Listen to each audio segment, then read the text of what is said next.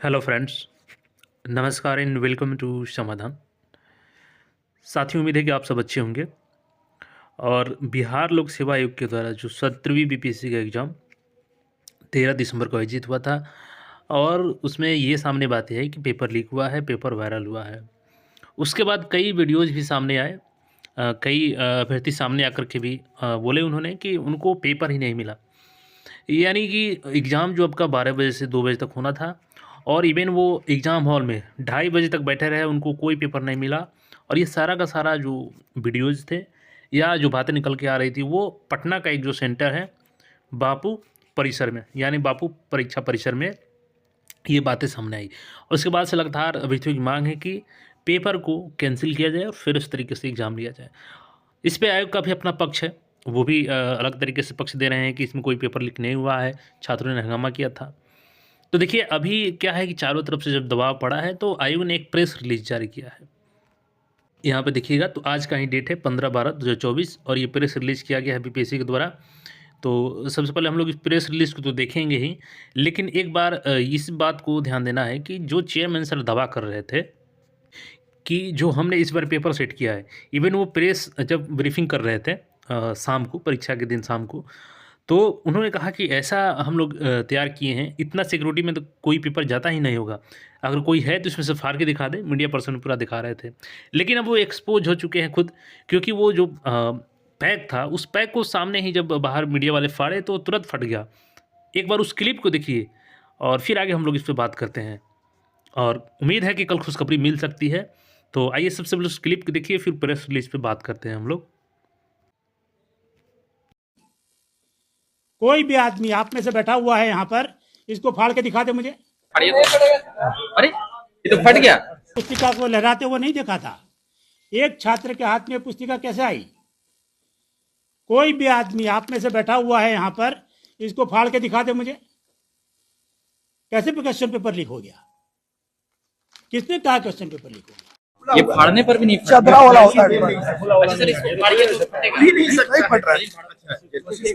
तो फाड़ना फाड़िए तो देख लिया। फाड़िए तो, अरे ये तो फट गया। तो आपने क्लियर देखा कि जैसे पैकेट को ऐसे पकड़ कर खींचा गया, तो पैकेट पूरे फट गए और उसमें से पेपर सामने आ गया।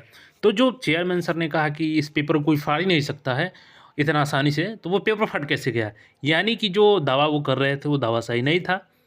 क्योंकि अगर पेपर फट सकता है वो, तो फिर वो दावा कैसे कर दिए कि ये किसी से फटेगा ही नहीं। तो एक तो दावा यहाँ पे इनका ये हो गया। और बीपीएससी देखिए हर कोशिश कर रही है कि हम ये प्रूफ कर सके कि हम पूरे स्ट्रॉन्ग तरीके से एग्ज़ाम लिए हैं। लेकिन कहीं ना कहीं इनका जो कुव्यवस्था था, जो बापू परिसर में सामने आ गया, हो सकता है और सेंटर पे हुआ हो, अभी तक जो सामने नहीं आई है। लेकिन जो ये सामने आया है कुव्यवस्था के चलते, कई ऐसे अभ्यर्थी हैं जो कि परीक्षा ही नहीं दे पाए, उनको पेपर ही नहीं मिला। उनका क्या कसूर था? क्या इसकी जवाब बीपीएससी देगी? तो क्यों नहीं उनका एग्ज़ाम होना चाहिए? क्यों उनको मौका नहीं मिलना चाहिए? क्योंकि उसमें उनकी क्या गलती है? अगर मान लेते हैं कुछ अभ्यर्थी वहाँ पे उपद्रव किए, तो उनके उपद्रव करने की वजह से अगर किसी और का पेपर नहीं होता है, तो उसमें उसकी क्या गलती है? ये तो वहाँ पे व्यवस्था को सोचना चाहिए ना। और कहीं न कहीं जो पेपर छीन रहे हैं, फाड़ रहे हैं अभ्यर्थी, उसके पीछे का कारण भी जानना होगा, क्योंकि हो सकता है कि उनको समय से पेपर ना मिला हो और उनको कुछ गड़बड़ियाँ वहाँ पे दिखी हो, वो उत्तेजित होकर के वैसा काम किए हों। सबसे पहले उस वीडियो क्लिप को देखिए जो प्रशासन ने जारी किया है, सीसीटीवी फुटेज को, देन हम लोग आगे इस पे बात करते हैं।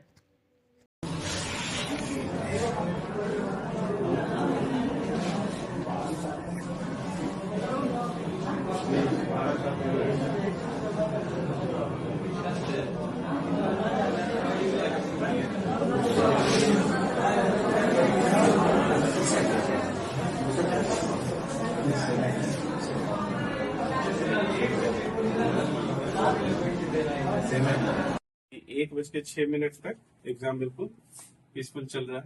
यहाँ रूम नंबर देख लीजिए। रूम नंबर है B001।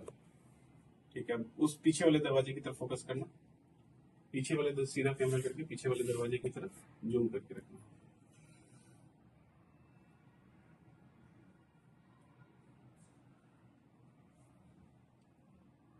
स्पीड 2x कीजिए, बस 2x कीजिए, थोड़ा सा बैठ लीजिए। बस रुकिए, बस और उस पे ही रहिए। ये देखिए, हल्ला हुआ यहाँ पे देखा इसने हल्ला नीचे देखिए इधर इस दरवाजे उस दरवाजे की फोटो फोटो से बाहर से बच्चे आए डिस्टर्ब करने के लिए। वो लड़की व्हाइट जैकेट वाली बड़ा बाबू नीचे भी जो कर रही थी हंगामा, देखिए उठा के उधर से पेपर फेंका, देखिए दूसरे बच्चों का पेपर फेंक रहा है, ये लो दूसरे का पेपर फेंक रहा है। ये सब जो बाद में इन लोग का फोटो जो कीजिएगा दूसरे बच्चों का जो पेपर फेंक ठीक।